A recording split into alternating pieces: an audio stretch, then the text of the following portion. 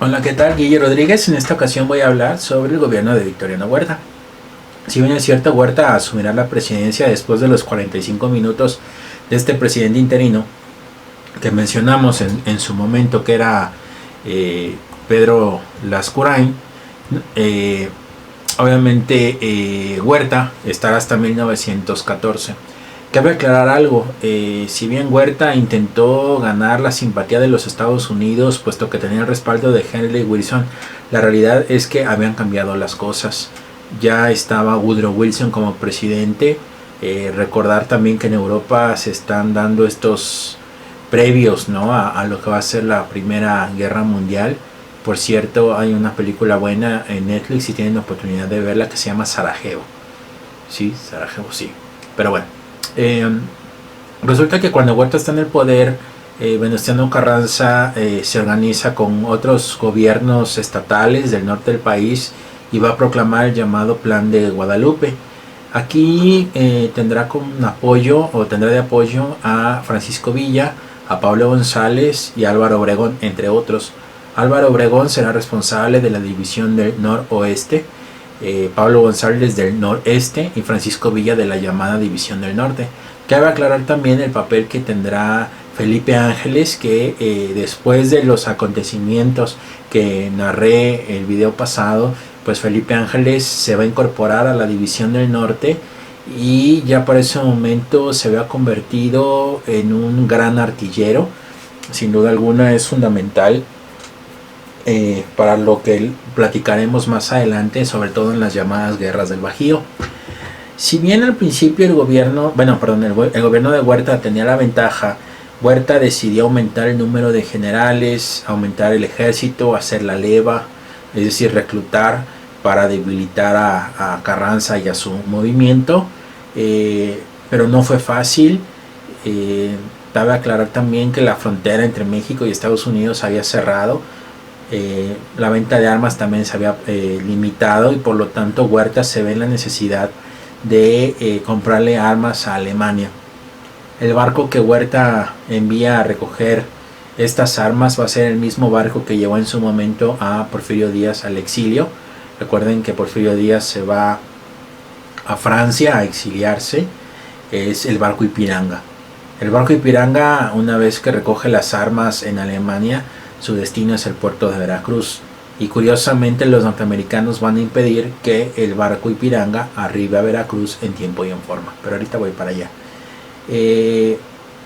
Sin duda alguna, de las tres divisiones, la del norte era la más exitosa.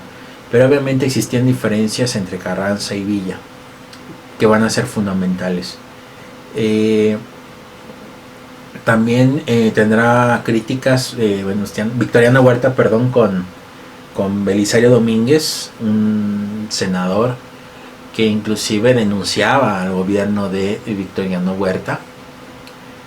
Pero digamos que para 1913 las cosas, no digo que estén calmadas, pero favorecen a Victoriano Huerta. A partir de 1914, después del llamado incidente de Tampico, en el que son detenidos unos marinos norteamericanos, es un incidente, repito, son detenidos porque se han adentrado a territorio nacional. El propio Huerta ordena la liberación, pero Estados Unidos pide disculpas, no, le exige disculpas al gobierno mexicano.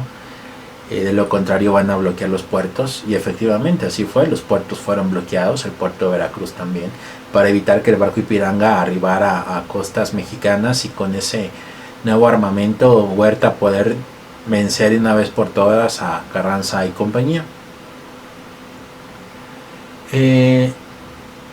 Al no darse estas disculpas y darse la invasión, bueno, no, la ocupación del puerto de Veracruz, Huerta recurre a la iglesia pidiéndole que haga un llamado a los jóvenes a que se enlisten para combatir al infiel, digamos, al protestante, a los Estados Unidos.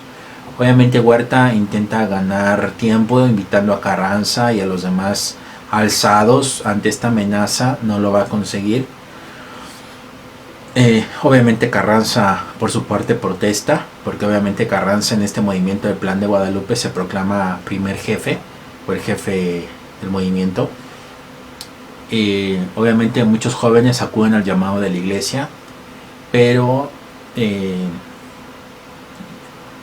el problema es que en lugar de enviarlos hacia Veracruz, los envía hacia el norte a combatir a las tropas de Venustiano Carranza.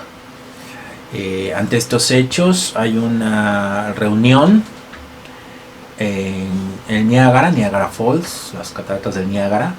Recuerden que hay cataratas del Niágara americanas y cataratas del Niágara canadienses,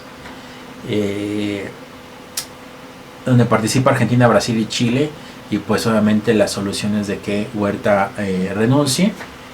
Huerta se va al exilio, se va a España, después regresará, mientras que ya Carranza comenzaba a tener sus diferencias con Villa, sobre todo en cuanto al proyecto político.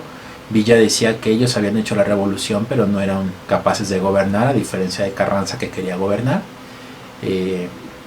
Independientemente, Carranza pide a Obregón que se adelante y tome la Ciudad de México.